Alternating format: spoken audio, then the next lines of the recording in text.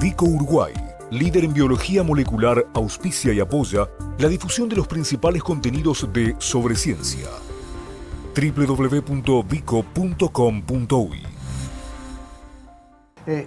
Llevamos la ciencia de la heladería y ahora de la mano de Alexandra Perrone a otro lugar común, aunque para un tema totalmente diferente, porque de alguna manera, Alexandra, estamos llevando la ciencia al dormitorio, a la cama. ¿Cómo andas? Bienvenida. Hola, Gustavo. Sí, algo que es muy anhelado por todos, que es dormir bien y poder dormir, porque realmente es desesperante no poder dormir. Y bueno, hoy vamos a hablar de los hipnóticos, que son las sustancias psicoactivas que justamente ayudan a inducir el sueño.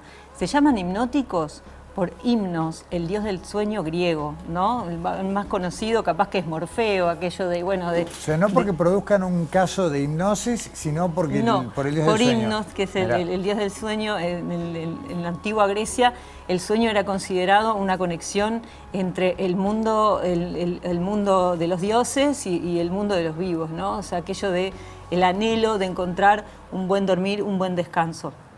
Y bueno, el más conocido es Morfeo, pero Morfeo era hijo de Himnos, pero eso ya es otro capítulo que podemos hacer de ciencia y mitología griega, pero en otro momento. Bueno, nosotros hablamos con Andrea Bieli sobre justamente los hipnóticos y sus efectos. Ella es profesora titular del Instituto de Psicología Clínica de la Facultad de Psicología y es coordinadora del Grupo de Investigación de Saberes Psicológicos y Psicofármacos.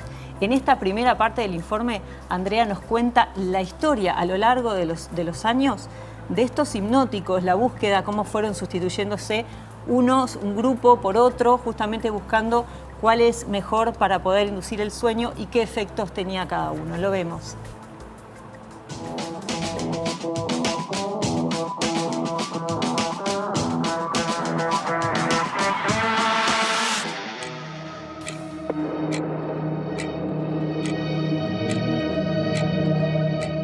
A lo largo de la historia de la humanidad siempre se han utilizado sustancias que facilitan el sueño, ¿no? Que uno llegue a dormirse. Ahora bien, a finales del siglo XIX, aproximadamente en la década de 1870, empiezan a aparecer las primeras sustancias que son sintetizadas químicamente de forma artificial, podríamos decir.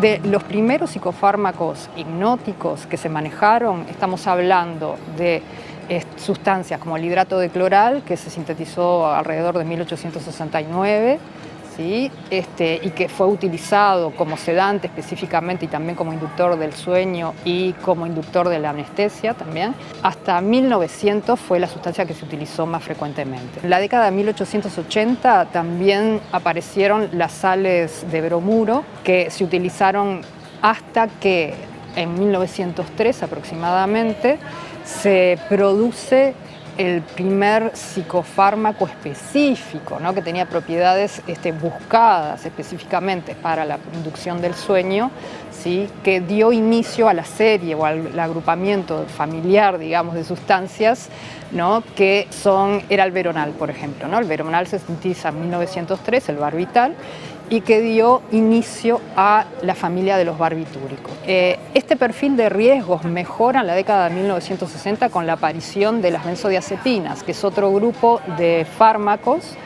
que tienen propiedades de relajación muscular, que son muy conocidas, ¿no? Las propiedades de relajación muscular, tienen propiedades también ansiolíticas, tienen propiedades de inducción del sueño, ¿sí? Y se suponía en los años 60, cuando ellas aparecen, que tenían un mejor perfil de seguridad que los fármacos anteriores.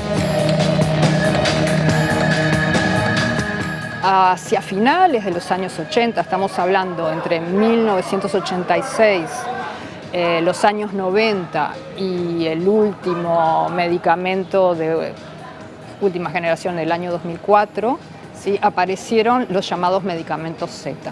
Los medicamentos Z, especialmente el Zolpidem, que es uno de los que más se utiliza en casos, por ejemplo, de dificultades para conciliar el sueño, en caso de insomnio, tienen algunos efectos secundarios que comparten, por ejemplo, con las benzodiazepinas, como generar dificultades en la memoria, generar algún tipo de malestares en los músculos, incluso hasta dolor de espalda, por ejemplo. Pero el problema es que también tienen algunos efectos que podríamos pensar que son un poco más particulares, ¿no? Como por ejemplo, o paradojales también podríamos llamarlos, como por ejemplo generar alucinaciones, ¿sí? Irritabilidad, incluso empeorar el propio insomnio y además particularmente la generación de episodios importantes de amnesia, vinculados muchas veces al sonambulismo. ¿Qué quiere decir esto? Es que la gente, luego de que ingiere el medicamento, a veces pasa por una situación en donde realiza actividades, ¿sí?, de las que luego no se acuerda que las realizó.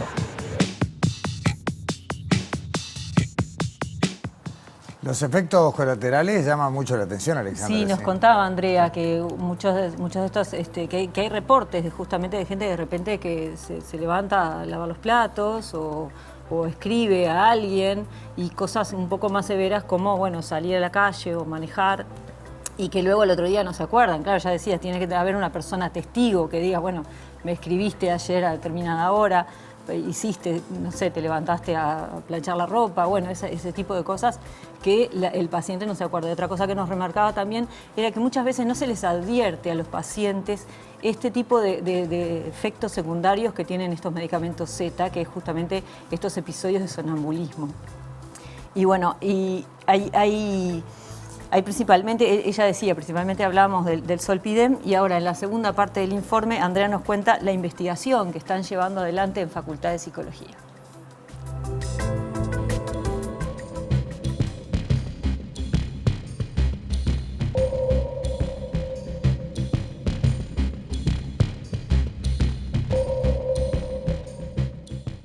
Nosotros, dentro del grupo de investigación, estamos investigando en una de estas líneas la farmaceuticalización del sueño, ¿sí?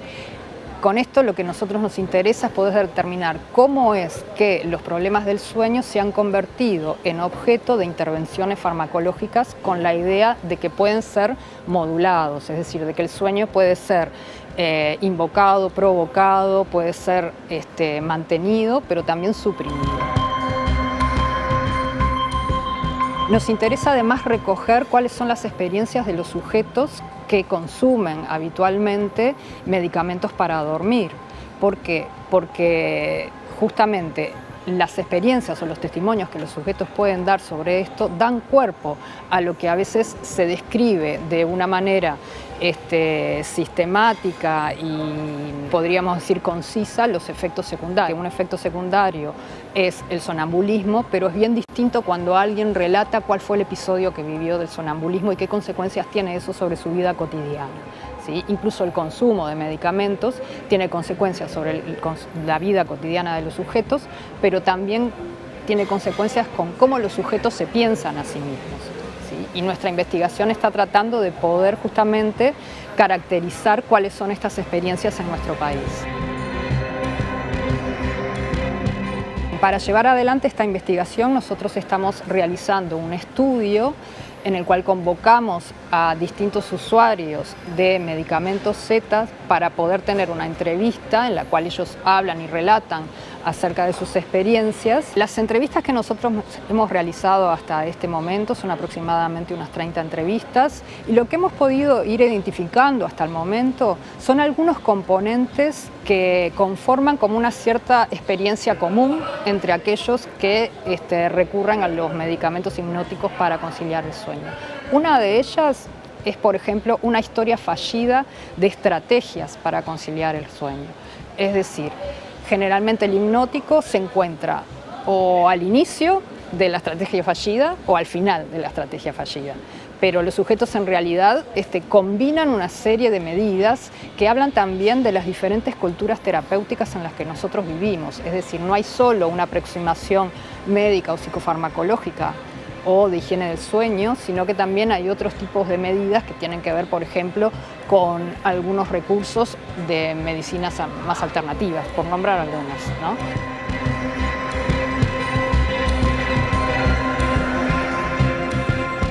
Bueno, bien se dice, Alexandra, que no hay medicamento que no tenga una contraindicación o un efecto secundario, pero creo que, como bien decía la doctora, hay mucha gente que no tiene la información sobre qué puede causarle el consumo de este tipo de Sí, medicación. y entra en esa desesperación de buscar un buen descanso, ¿no? Y ella nos contaba, la literatura señala que los sujetos reportan mejoras en la calidad del sueño, pero también esas contraindicaciones, esos efectos no deseados, como por ejemplo pesadillas, aumento de pesadillas, o el efecto resaca, que al otro día están como muy dormidos, y eso también es muy contraproducente para la gente mayor, por ejemplo, ¿no?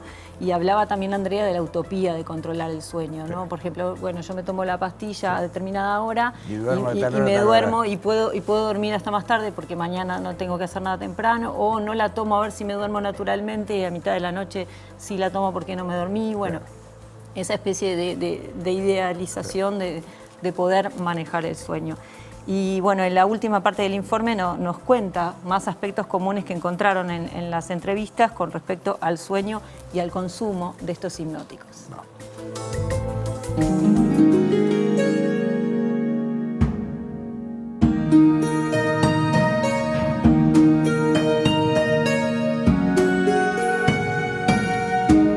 Lo que nosotros venimos encontrando, ¿no?, a través de las entrevistas es que los sujetos en primera instancia tienen un fuerte deseo por volver a dormir, ¿sí?, por recuperar ese sueño que podríamos llamar perdido, ¿sí? El asunto es que el medicamento hipnótico lo que le proporciona es una cierta paradoja, es decir, le proporciona la posibilidad de volver a dormir, pero a través de un sueño artificial con características que pueden ser vividas y experimentadas como diferentes al sueño natural. Y el sujeto frecuentemente a lo que aspira es a volver a ese sueño natural, que incluso a veces se idealiza como el sueño aquel que tenía yo durante la infancia.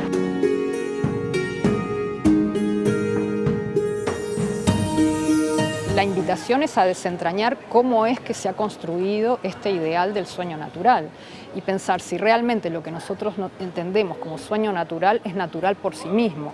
Por ejemplo, el modelo que nosotros solemos tener como la idea de que debemos dormir 8 horas de corrido, en realidad es producto de una etapa histórica y de una ubicación social histórica particular. Y que, por ejemplo, a finales de la Edad Media se dormía en fases durante la noche, ¿no? Había un primer sueño, luego el sujeto se volvía a despertar, realizaba algunas actividades durante la noche y después había un segundo sueño. Por lo tanto, ¿se idealiza o no se idealiza el sueño natural? Quizás lo que nosotros estamos idealizando es nuestra manera particular de comprender qué es el sueño natural. En el momento en el que termina el informe, que es en esta frase, uno puede arrancar una discusión, ¿no? Una conversación, una charla con un grupo de amigos, pero bueno, queda para otra. Diferentes formas de idealizar el sueño o seguir determinadas literaturas y libros de qué es lo mejor para dormir. ¿Tenías una información para compartir antes de cerrar? Sí, porque Andrea nos cuenta que sigue abierta la convocatoria para participar en esta investigación de Facultad de Psicología. Ella nos decía que se necesitan más varones que cuenten su experiencia, lo vemos en la placa. Vemos el correo para conectarse con el grupo, que es suenospsico@gmail.com. Ok, anotarse, sobre todo hombres, dijiste. Sí, están buscando principalmente a varones que cuenten su experiencia, porque de los 30 que entrevistaron se acercaron más mujeres que varones. Bien. Gracias, Alexandra.